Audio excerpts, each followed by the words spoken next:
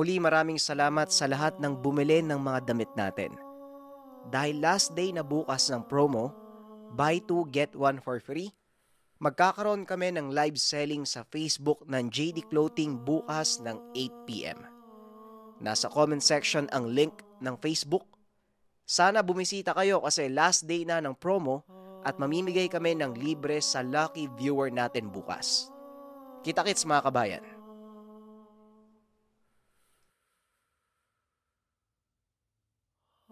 Simula ngayong araw, ipinapangako ko na alagaan kita ugsad. Wika ni Fernan. Matapos ang kaganapang iyon, masayang umuwi si Fernan kasama ang bagong alaga. Si Mang Julio naman. Nang makitang nagtagumpay ang anak sa ninanais, agad na ding umalis sa lugar.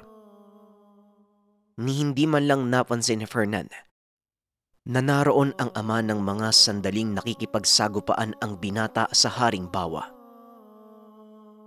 Pagdating sa kanilang tahanan, pasimpleng pumasok si Fernan sa pinto ng kusina. Laking gulat ng binata dahil biglang nawala ang munting kalabaw. Hindi na ito binigyan ng pansin ni Fernan. Sa isip ng binata, marahil itinago nito ang sarili sa mga tao. Marahang naglakad si Fernan papasok sa kanyang silid upang magbihis. Gawa ng basang-basa ang damit nito. Ngunit laking gulat niya nang biglang magsalita ang ama. Kumain ka na ba, Fernan? Nagtira ko dito ng ulam, bilisan mo na at magpahinga. Bukas, marami pa tayong aatupaging pasyente. Wika ni Mang Julio. Pero sa kaloob-looban nito, natutuwa siya sa nakamta ng anak. Kinabukasan, maagang gumising ang binata at pumunta sa likod ng tahanan upang hanapin ang batang kalabaw na kasama kagabi. Inikot ng binata ang buong likod ng bahay, ngunit wala doon ang alaga. Pagpunta nito sa bakuran, laking gulat ni Fernan nang makitang hinihimas ng ama ang ulo ng batang kalabaw. Hindi mo nasabi sa akin. May dala ka palang guya kagabi, Fernan. Kawawa naman to, ho. Hindi pa kumakain. Wika ni Mang Julio. Hindi nakapagsalita si Fernan. Sa halip ay lumapit ito sa ama at naupo sa tabi. Opo, tay. Pasensya na po kayo kung hindi ko nasabi sa inyo kagabi, ha. Ano po kasi, nakita ko po siya sa daan, wala pong... Paliwanag ni Fernan. Hindi nito naituloy ang sasabihin dahil si Mang Julio na ang nagduktong. Alam ko kung saan ka nang galing. Alam ko kung saan galing ang batang kalabaw na yan. Kaya hindi mo kailangan magsinungaling sa akin, anak. Pero sige, hayaan nating paniwalaan ng mga tao na napulot mo ito sa gubat. Nanlaki ang mga mata ni Fernan sa sinabi ng ama. Hindi nito akalaing malalaman ni Mang Julio ang kanyang ginawa. Ibig yung sabihin, nakita niyo po yung ginawa ko? Ay nako, pasensya na po tay kung hindi ko sinabi sa inyo, ha. Sinuway ko po kayo. Wika ni Fernan. Kailanman, hindi naging pagsuway ang pagsunod sa nilalaman ng iyong puso, anak. Ito ang tadhana mo, kaya wala kang dapat ihingi ng kapatawaran sa akin. Ang totoo niyan, masaya ako at sa wakas nakamtan mo ang pinakauna mong mutya. Ikinararangal kita. At nga pala, alagaan mo ang muting Haring Bawa na ito. Alalahanin mo, sa'yo nakasalalay ang lahat ng magiging lakas ng mutya mong tangan. Tumangulang si Fernan bilang tugon. Ilang sandali pa ang nakalipas. Nagsipagdatingan na ang kanilang pasyente. Napansin ni Fernan, isa-isang nilalapitan ng munting kalabaw ang mga ito. Natutuwa ang mga tao sa ginagawa nitong pagdampi ng kanyang mamasamasang ilong sa kanilang mga palad. Ilang sandali pa ang nakakalipas. Isa sa mga pasyente ang nagtatatalon sa saya. Dali-daling nilapitan ng binata ang pasyente upang malaman kung ano ang nangyari. At ayon dito, gumaling ang karamdaman niya nang dampian siya ng ilong ng munting kalabaw. Imposible. Pangkaraniwang kalabaw lang po ang alaga ko. Wala po siyang kakayahang manggamot. Wika ng binata. Ngunit mariing sinabi ng pasyente na napagaling siya nito. Ilang sandali pa ang nakalipas. Isa-isa na ding sumang-ayon ang ilan sa mga tao. Alam ni Fernan na magiging sanhi ito ng malaking kaguluhan sa oras na kumalat ang balita tungkol sa kanyang alaga. Naku, naloko na. Tay, ano pong gagawin natin ngayon? Tanong ni Fernan. Wala, Fernan. Hindi natin maaaring pigilan ng mga tao na ipamalita ang kanilang naging karanasan. Kaya mas makakabuting paghandaan na lang natin ang pagdagsa nila sa ating tahanan. Tugon ng matanda. Tinignan ni Fernan ang batang kalabaw. Napansin itong unti-unting lumalabas ang maliit na sungay. Ngunit hindi niya ito binigyan ng pansin. Mas nangibabaw sa kanya ang pag-iisip ng paraan para hindi tuluyang malantad ang totoong katauhan ng alaga. Kagaya ng inaasahan, dumagsa ang mga pasyente sa kanilang bakuran. Hindi naman ipinagdamot ni Fernan ang munting alaga. At dahil dito napagtanto ng binata na habang dumadami ang pasyenteng natutulungan ng munting kalabaw, unti-unti itong lumalaki. Ilang linggo ang nakalipas. Tuluyan ng humantong sa tamang gulang ang kalabaw na si Ugsad. Laking gulat ni Fernan dahil narinig niya itong magsalita sa pamamagitan ng isipan. Fernan, hindi pwedeng ganito ang sitwasyon. Ilan sa mga pasyente nyo ay nagtataka kung saan ko kinukuha ang aking kakayahan sa panggagamot. Mukhang kailangang ikaw na ang kumatawan sa akin. Wika ni Ugsad. Tama ka, Ugsad. Hindi nga naman normal na isang kalabaw yung manggagamot. Sabihin mo sa akin kung ano yung gagawin ko. Tanong ni Fernan. Sa susunod na kabilugan ng buwan, sasanib na ako sa katauhan mo. Magiging malaki ang pagbabagong iyon para sa iyo. Ngunit para ito sa ikabubuti ng lahat. Sa paglipas ng mga araw, lalong lumalakas ang kakayahan ni Ugsad. Hindi rin napapansin ng binata na maging ang kakayahan niya ay unti-unti nang lumalawak. Hanggang sa sumapit ang araw na sinabi ni Ugsad, ang kabilugan ng buwan.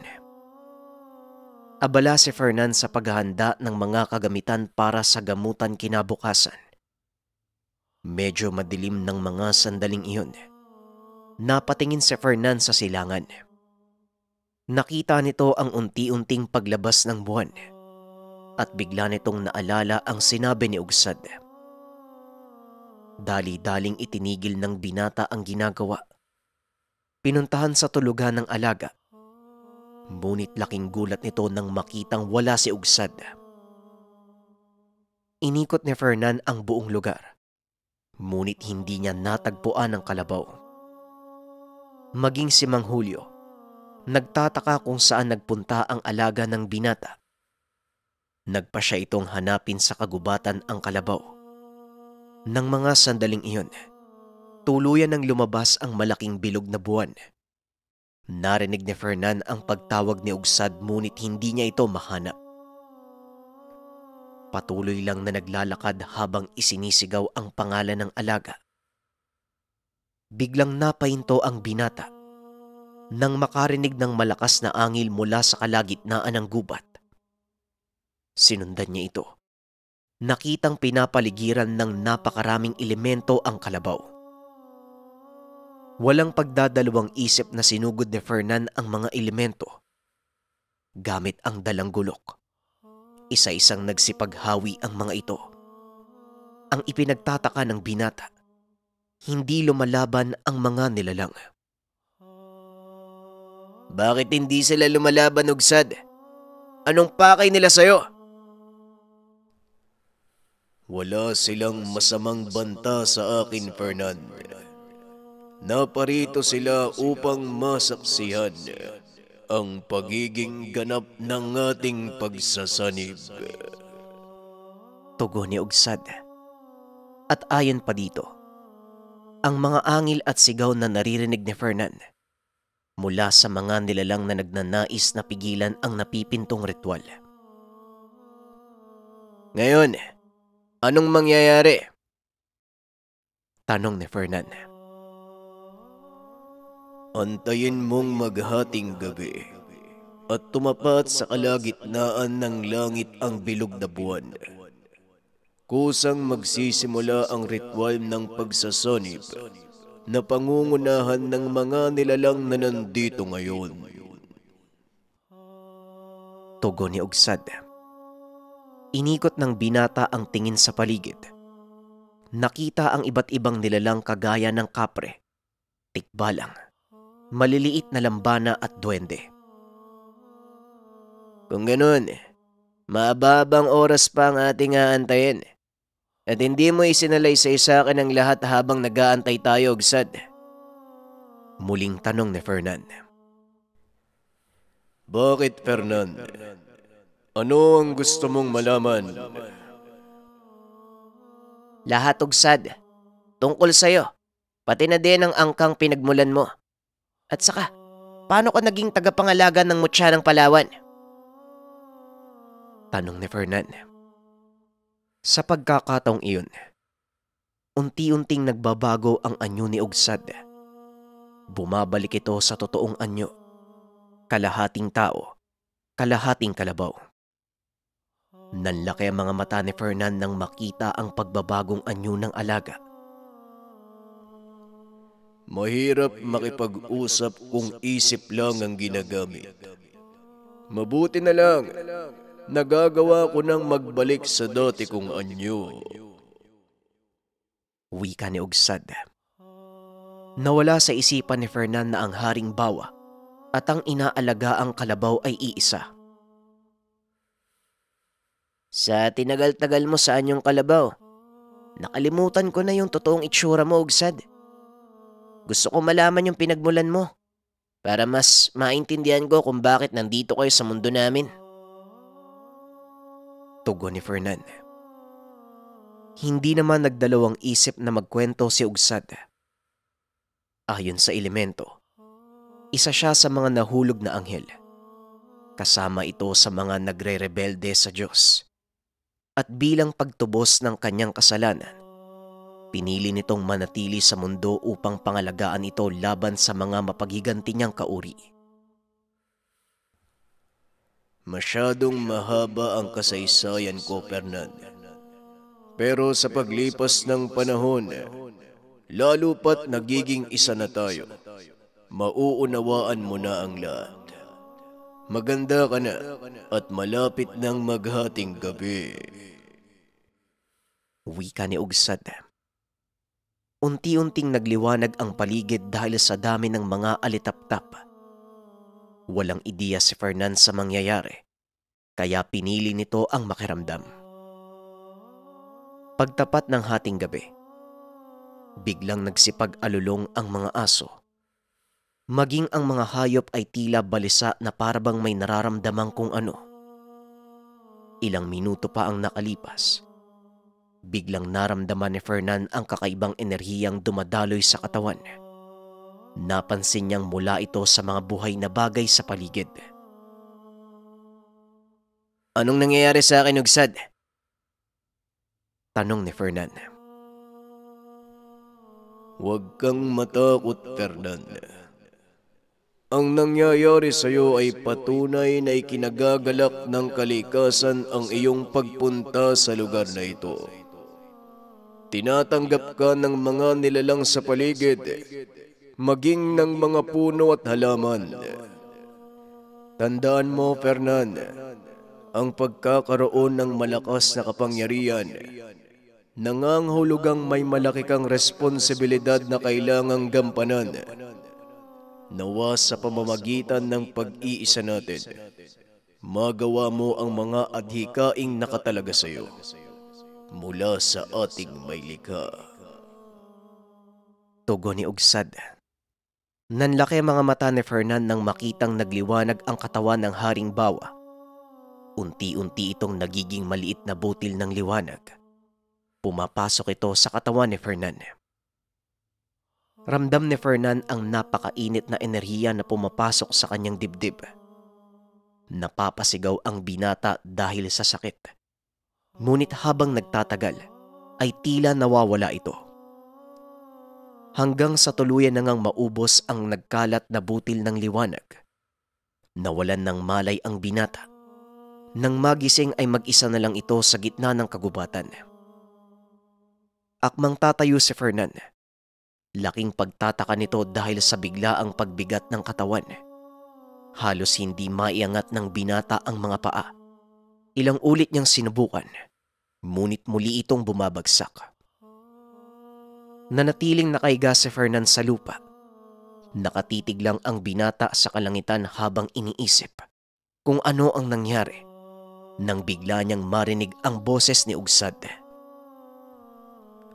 Anong problema? Bakit hindi mo magawang tumayo, Fernan? Huwag mo sabihing hanggang dyan ka lang. Hindi pa nagsisimula ang totoong pagsubok. Kaya kung gusto mong mapasayo ang kapangyarihan ng mutya, pilitin mong bumangon at maglakad. Wika ni Ugsad. Napagtanto ng binata na ito ang simula ng totoong pagsubok. Huwag kang mag-alala, Ugsad. Mamaya lang. Makikita mo na akong tumatakbo. Tugon ng binata. Bumalikwas ito upang mapadapa. Unti-unting tumayo.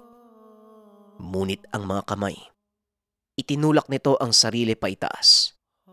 Gamong-guna ang pawis ng binata at kitang-kita kung paano ito nahihirapan. Ngunit hindi ito sumuko hanggang sa tuluyang makatayo. Marahang humakbang si Fernan hanggang sa tuluyan niyang babawi ang tamang bilis ng paglalakad. Unti-unti ay nagagawa niyang tumakbo hanggang sa nanumbalik ang normal nitong pagkilos. Magaling, Fernan. Ngayon gusto mo bang makita ang taglay mong lakas? Tanong ni Ugsad. Oo, Ugsad. Gusto kong mapatunayan ang bisang taglay ng mutya ng Palawan. Tugon ni Fernan. Matapos itong magsalita, isa-isang naglabasan ang napakalaking nilalang mula sa mga puno.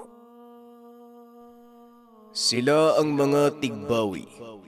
May hahalin tulad mo sila sa kapre. Ang tanging pinagkaiba nila, wala silang sariling pag-iisip. Susunod sila sa kilos ng kanilang itinuturing na pinuno. Nakikita mo ba ang isang yon? Subukan mo siyang salakayin. Muling wika ni Ugsad. Nakita ni Fernan ang isang tigbawi. Higit itong mas malaki kaysa sa iba. Hindi naman nagdalawang isip ang binatang salakayin ng nilalang. Dali-dali itong tumakbo papunta sa kinakatayuan ng tigbawi. Binigyan ito ng malakas na suntok.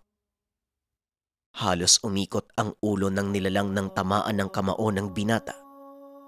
Ngunit laking gulat ni Fernan nang biglang nagsipagsugod ang iba pa nitong kasama. Kanya-kanya ng dampot ng malalaking bato ang tigbawi. Pinagahagis kay Fernan. Mabilis namang nailaga ng binata ang lahat ng atake at ang ilan ay sinalubong niya gamit ng kamao. Kakaiba ang lakas na to, Ugsad. Hindi ko akalaing makakamtan ko ang ganitong kapangyarihan. Wika ni Fernan. Hindi lang yan ang kaya mong gawin. Ngayon subukan mong salubungin ang atake ng tigbawing may hawak na patalim. Tugon ni Ugsad. Ngunit tumanggi si Fernan. Nababaliw ka na ba? Bukod sa laki ng katawan ng nilalang na yan, napakatalas pa ng bitbit na patalim. Siguradong mahati yung katawan ko kapag nilusob ko yan. Wika ni Fernan. Ngunit patuloy siyang inudyukan ni Ugsad. Wala ka bang tiwala sa taglay mong kakayahan? Nasubukan mo na ang lakas mo. Ngayon naman, subukan mo ang kabal na taglay ng mutya ng Palawan. Huminga ng malalim si Fernan. Inilabas ito sa kanyang ilong na parabang nangangalit na kalabaw. Sinalubong ang papalapit na kalaban gamit ang kanyang dibdib. Sinalo nito ang atake ng nilalang. Humagis ang binata sa lakas ng atake. Tumama sa puno. Namilipit sa sakit si Fernan ngunit nang kapain nito ang dibdib. Wala ni maliit na galos. Kakaiba ang lakas ng mutsyang ito ah. Hindi ko akalaing ganito ang kakayahang matatanggap ko. Wika ng binata habang tinititigan ang mga nakakuyom na kamao. Nag-angat ito ng tingin. Nakita ang tigbawing sumalakay sa kanya. Mabilis na tumakbo si Fernan at sinugod ang kalaban.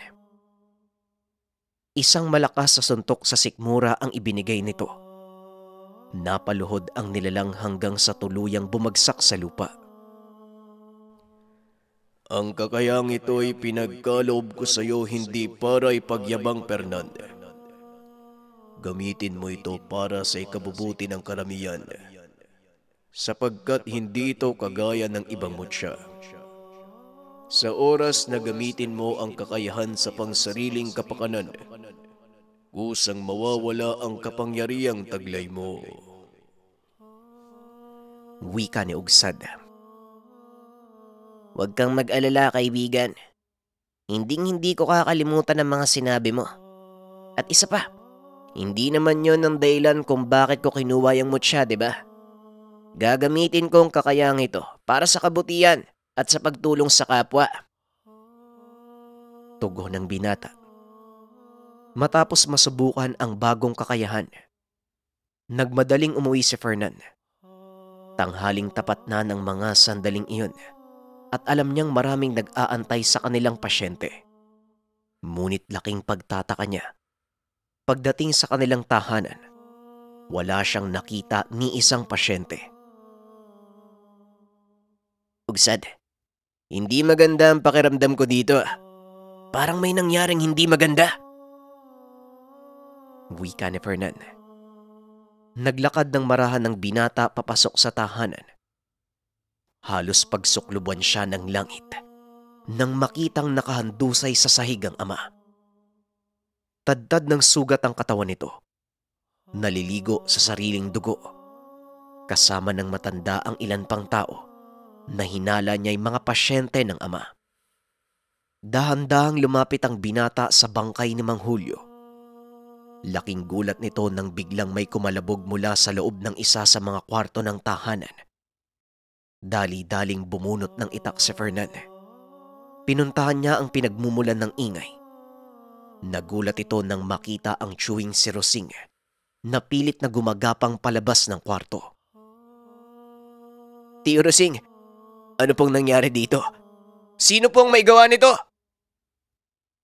Tanong ni Fernan. Si Elias Fernan. Sila ng kanyang anak na si Aaron. Sila ang may gawa nito.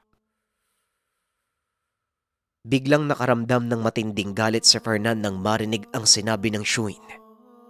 At dahil nasa iisang katawan lang sila ni Ugsad, ramdam nito ang bugso ng damdamin ng binata. Huminahon ka, Fernan. Hindi natin malulutas ang problema sa pamamagitan ng isa pang problema. Wika ni Ugsad. Ngunit masyadong nabubulagan sa galit ang binata dahil sa kamatayan ng kanyang ama. Hindi, Ugsad. Hindi ko papalampasin ang ginawa nila sa tatay ko. Siguradong magbabayad sila. Biglang tumayo ang binata. Akmang lalabas na ng tahanan nang biglang maramdaman na hindi siya makagalaw. Baka nakakalimutan mong iisa na tayo ng katawan. Hindi lang ikaw ang magpapasya para sa lahat. Ang payo ko sa'yo, Fernan, pakiusap. Huminahon ka. Wika ni Ugsad. Huminahon? Bakit? Anong mali sa gagawin ko? Anong mali ang nagawa ko at bakit kailangan ako ang huminahon? Sa tingin mo ba, hihinahon ako sa nangyari? Namatay ang tatay ko, Ugsad. Naiintindihan mo ba yung sitwasyon? Nagtataka naman si Rosing dahil mag-isang nagsasalita ang binata habang umiiyak. Teka, sandali. Sino ba ang kausap mo ngayon, Fernan? Bakit ka nagsasalita mag-isa? Tanong ni Rosing. Wala to, Uncle. Hayaan niyo lang muna ako. Kailangan ko mapag-isa para pag-isipan ang sinabi ni... Hindi na naituloy ng binata ang sasabihin dahil bigla itong dinuktungan ni Ugsad. Hindi ito ang tamang panahon. Darating at darating yan, Fernan. Sa ngayon, hayaan mong isipin nilang hindi ka gaganti o gagawa ng kahit ano laban sa kanila. Unti-unti ay huminahon ng binata at habang nakatitig sa sinapit ng ama, hindi nito maiwasang maluha. Bumabalik ang lahat ng alaala, simula ng pagkabata, nakasama niya pa ito. Hindi nakaalis si Fernan sa kinakatayuan.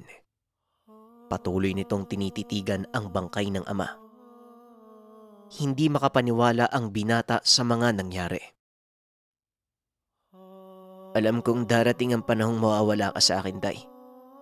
Pero hindi ko naman inaasahan sa ganitong paraan eh. Patawarin mo ko.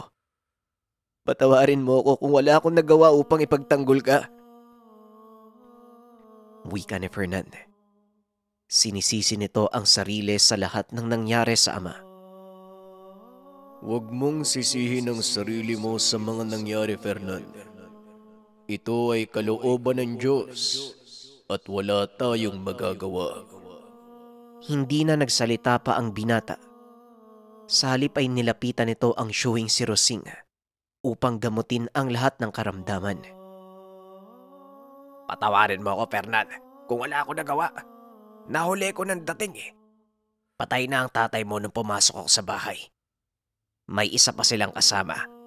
Napakalakas nito, kaya wala rin ako nagawa. Wika ni Rosing. Isa lang ang nakikita kong dahilan ng pagpatay nila kay tatay, Uncle. Inggit. Talagang hindi titigil si Mang Elias hanggat hindi sila nakakaganti. Sino naman ang kasama nila, Uncle? Tanong ni Fernan. Hindi ko kilala ang binatang yon. Pero narinig ko siyang tinawag ni Elias na Brando. Masyado siyang malakas, Fernan. Hindi ko kinayang taglay niyang kakayahan. Napabuntong hininga si Fernan at muling nagsalita. Wala po kayong dapat ihingi ng tawad, tiyo. Pero humanda sila sa ganti ko. Matapos mag-usap ng magtsuin, agad nilang inayos ang bangkay ni Mang Julio. Sa kalagitnaan ng pag-aayos ng paglalamayan ng matanda, nagdatingan ang ilan sa kanilang mga kamag-anak. Ganon din ang taong natulungan ng matanda. Ngunit may isang panauhin. Hindi lubos akalain ni Rosing na makikita niyang muli. Habang nag-aayos ng mga upuan sa lamay, isang lalaki ang namataan ni Fernan. Nakatayo sa labas ng kanilang bakuran. Itinigil nito ang ginagawa at nilapitan ang panauhin. Magandang hapon po. Pasensya na. Wala tayong gamutan ngayong araw. Wika ni Fernan. Hindi ako naparito para magpagamot, bata. Dito ba nakatira si Julio? Tanong ng lalaki. Sa tansya ni Fernan, nasa edad 40 ang panauhin. Opo. Ito nga po ang bahay niya kaso wala na po siya eh. Hinawi siya ng lalaki. Diretso itong pumasok sa tahanan kung saan nakaburol si Mang Julio. Naroon sa loob si Rosing na labis namang nagulat nang makita kung sino ang pumasok sa tahanan. O Fernan, tapos ka na ba sa... Baltasar! Ikaw ba yan, Baltasar? Tanong ni Rosing. Tama ka, Manong Rosing. Pero teka, sino ang nakaburol? Nasaan si Manong Julio? Balik tanong ni Baltasar. Hindi nito nakita ang laman ng kabaong dahil sinadya ni Fernan na wag itong buksan. Walang iba kung hindi ang nakakatanda nating kapatid na si Mang Julio. Yan ang nasa loob ng kabaong eh. Ikinalulungkot ko. Ito ang madaratnan mo sa iyong pagbalik. Hindi ko nagawang ipagtanggol ang kapatid natin. Wika ni Mang Rosing. Sabihin mo sa akin, sino ang may gawa nito? Balik tanong ni Baltasar. Hindi nito namalayang nakatayo na sa likod niya si Fernan. Napalingon ito nang biglang magsalita ang binata. Si Elias po. Pati na din ang mga kaanak niya. Sila po ang pumatay kay tatay. Pero teka, sino po ba kayo? Tanong ni Fernan. Hindi nito narinig ang naging usapan nila Rosing. Hindi nabanggit ni Mang Julio ang tungkol kay Baltasar noong nabubuhay pa ito. Ako ang bunsong kapatid ng tatay mo. Pasensya na kung hindi ako nakapagpakilala kaagad. Baltasar ang pangalan ko. Wika ni Baltasar. Kakaiba ang pakiramdam ni Fernan. Kaya naman hindi nagpakampante ang binata. Habang nakikipag-usap kay Rosing, hindi ito hinihiwalayan ng tingin ni Fernan. Napansin naman ito ni Rosing. Kaya kagad niyang nilapitan ang pamangkin upang kausapin. Napapansin ko na parang kakaiba ang tingin mo kay Baltasar, Fernan. Oo, alam kong mahirap magtiwala sa mga sinasabi niya.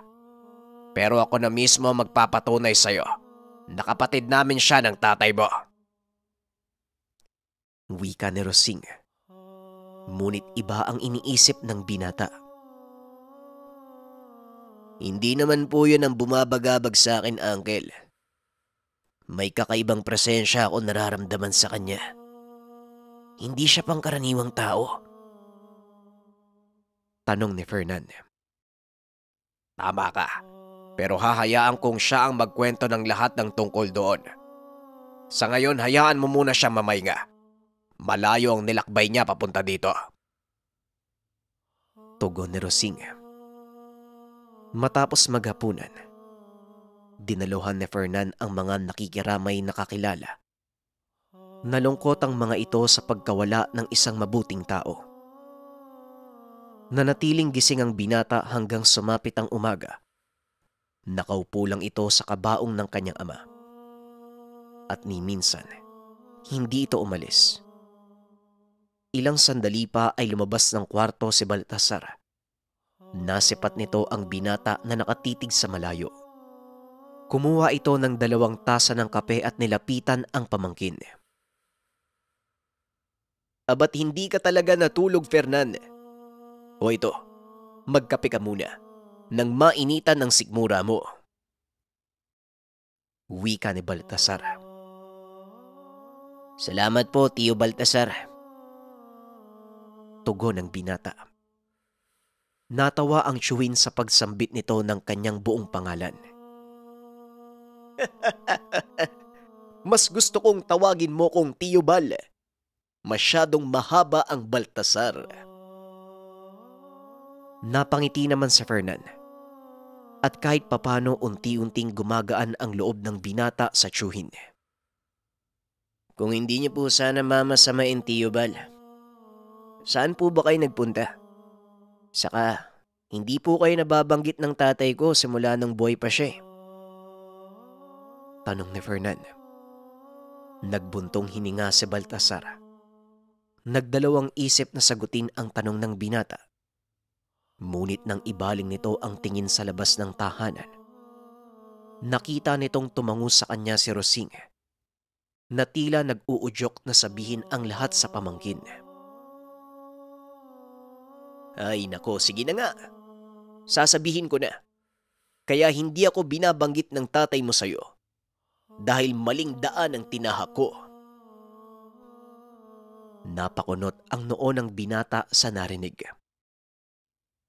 Maling daan? Paano niyo naman po nasabi yun, Tio?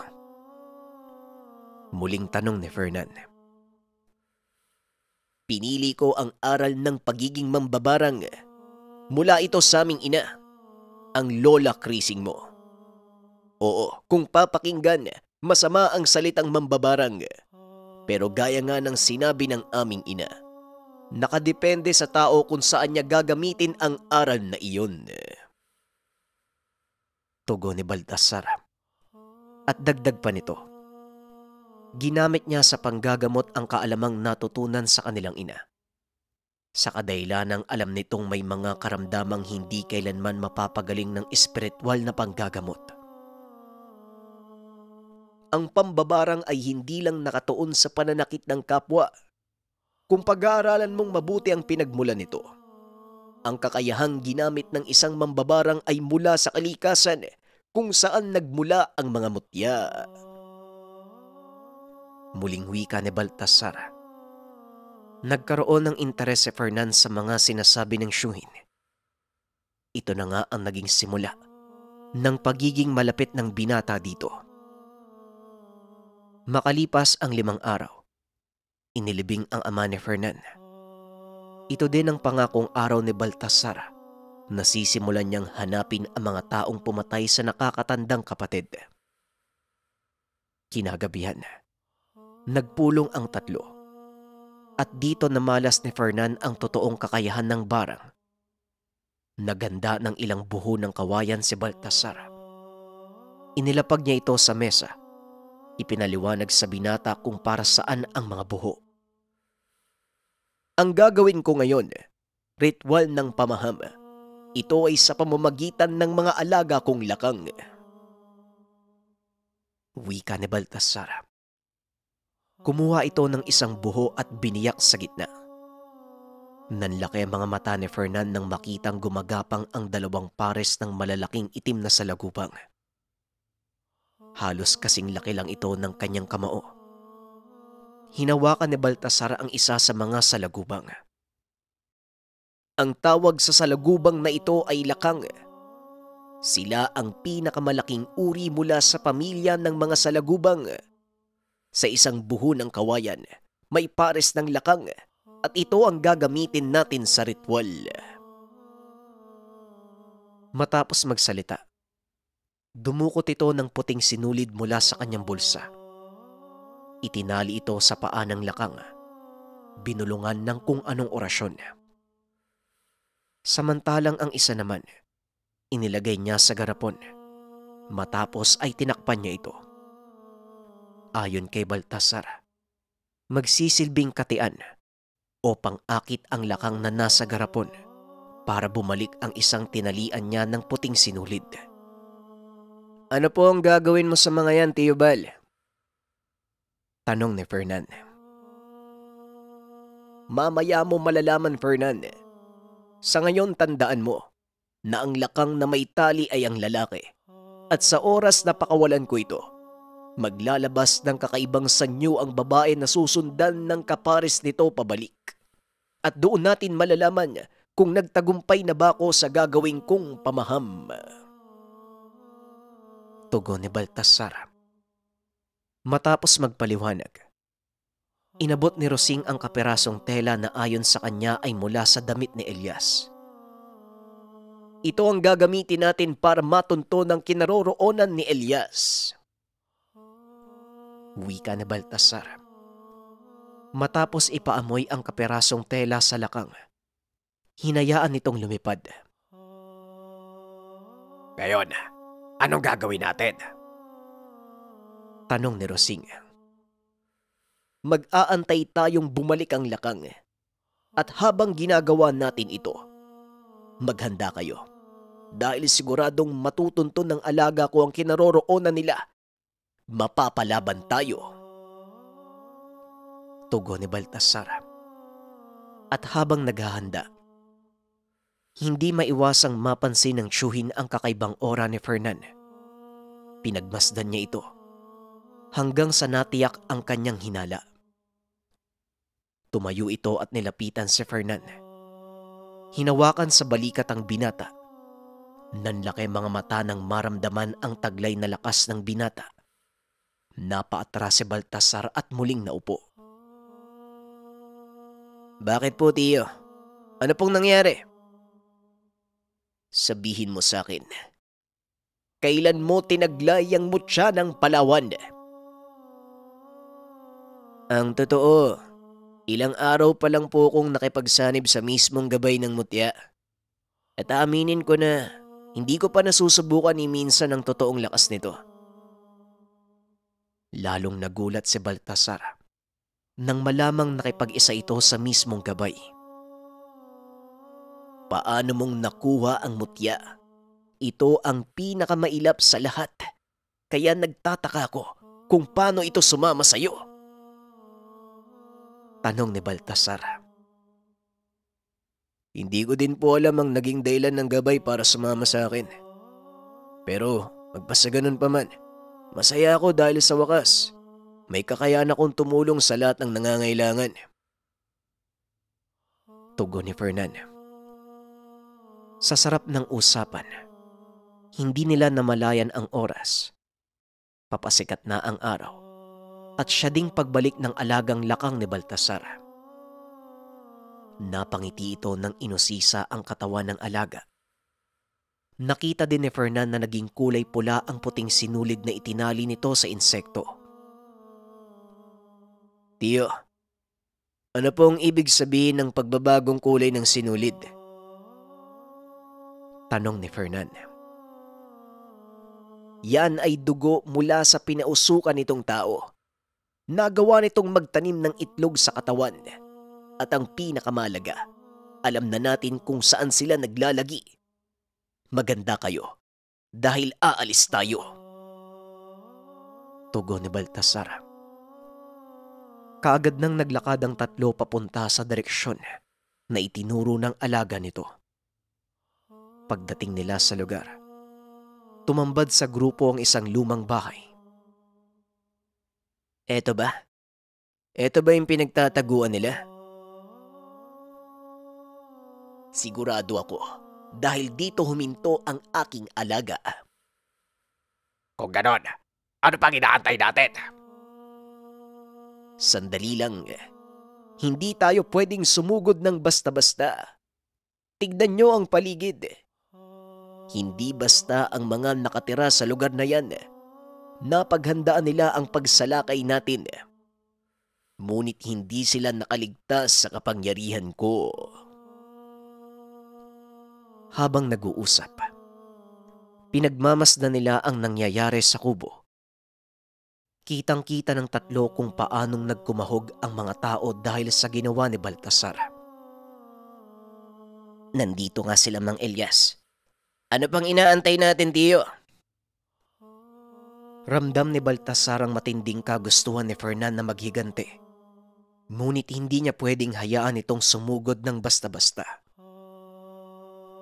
Nauunawaan ko ang nararamdaman mo. Ngunit kailangan nating mag-antay ng tamang pagkakataon. Manood ka muna, Fernan. at hayaan mong ang ginawa kong ritual ang magtrabaho para sa atin.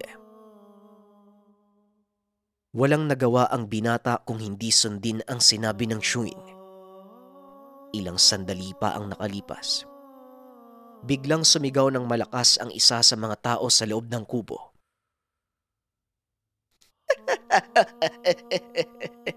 Ito ang hindi nila napaghandaan.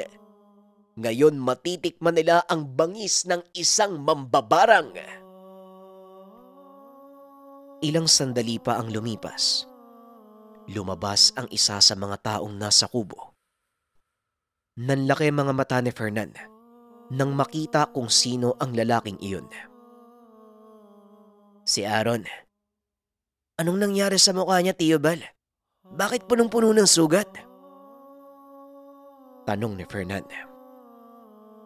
Unti-unting kinakain ng mga uod na inilagay ko ang kanyang laman.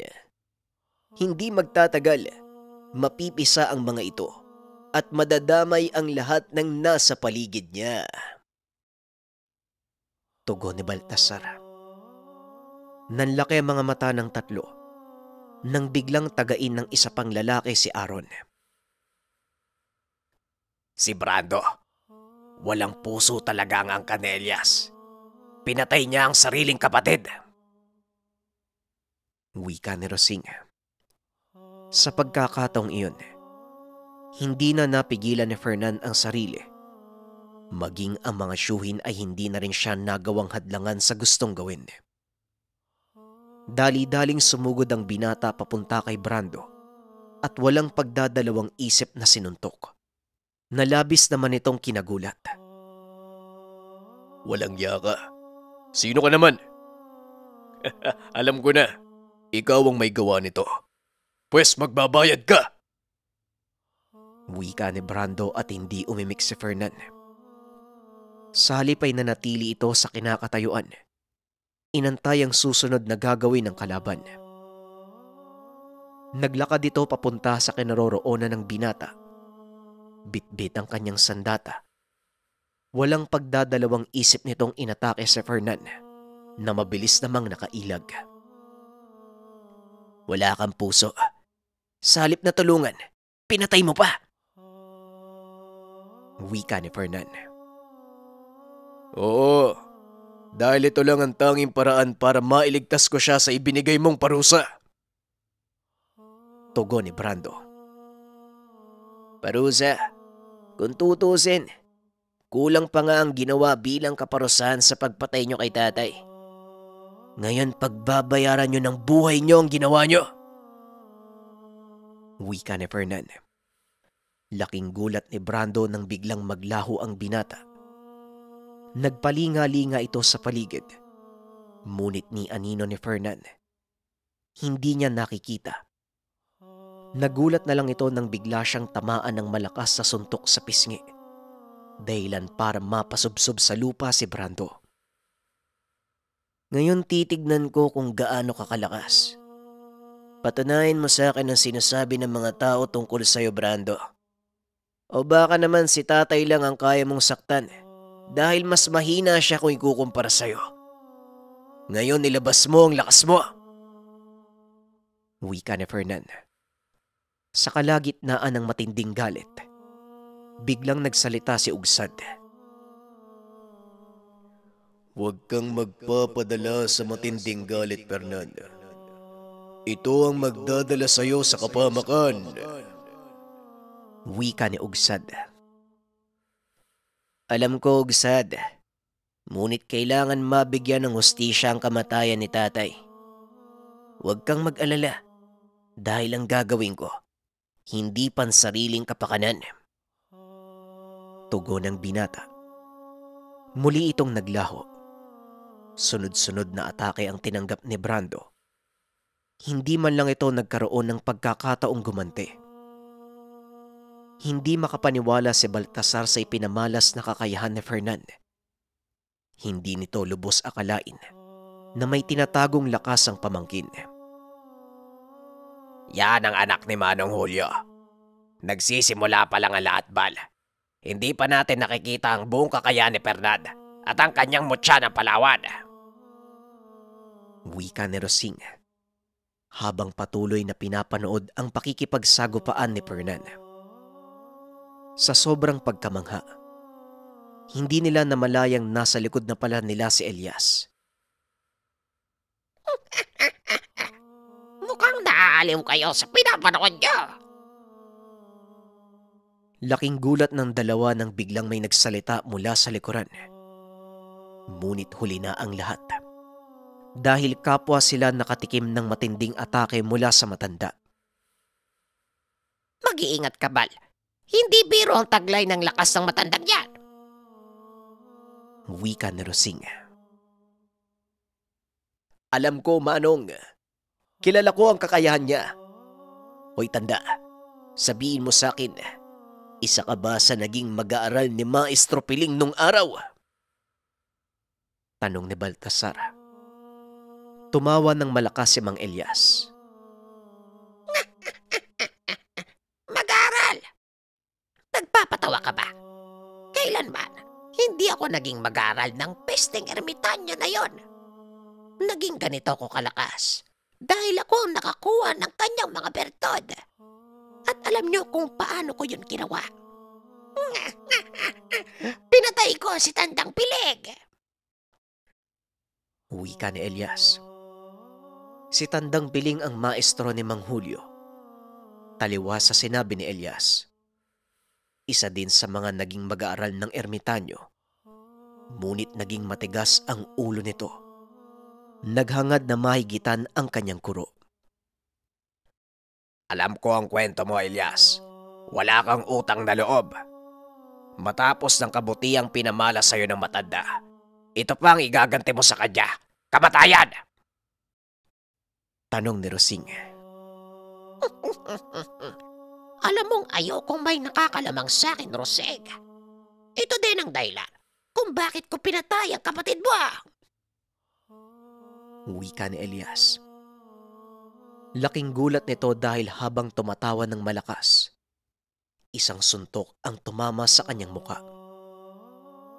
Nang makatayo ito at mag-angat ng tingin, nakita nito si Fernan na nakatayo sa kanyang harapan at sa likod ng binata, ang walang malay na si Brando. Hindi ako makapaniwalang natalo mo si Brando. Pero pasensya ka na. Hindi uubra sa akin ang puro pisikal na lakas. Muling wika ni Elias. Sabay kumpas ng kamay. Ngunit laking gulat nito nang walang kahit anong nangyari kay Fernan. Pasensya ka na, tanda. Dahil walang tigal pong maaaring makalusot sa taglay kong depensa. Sobrang kinilabutan ako dito sa pagdating ng mga bagong characters sa kwento natin. Magkakaiba sila ng tangan eh. Pero yung bida natin talagang malakas yung kabal eh. Dahil sa ibinibigay na lakas ni Haring Bawa. Kaso, hindi pa natin alam yung pinakalakas nitong Elias. Napatay nila si Mang Julio eh. Mag-isa lang siya, laban sa tatlo. Laban kay Baltasar, kay Rosing, at kay Fernan. Tignan natin kung anong susunod na mangyayari.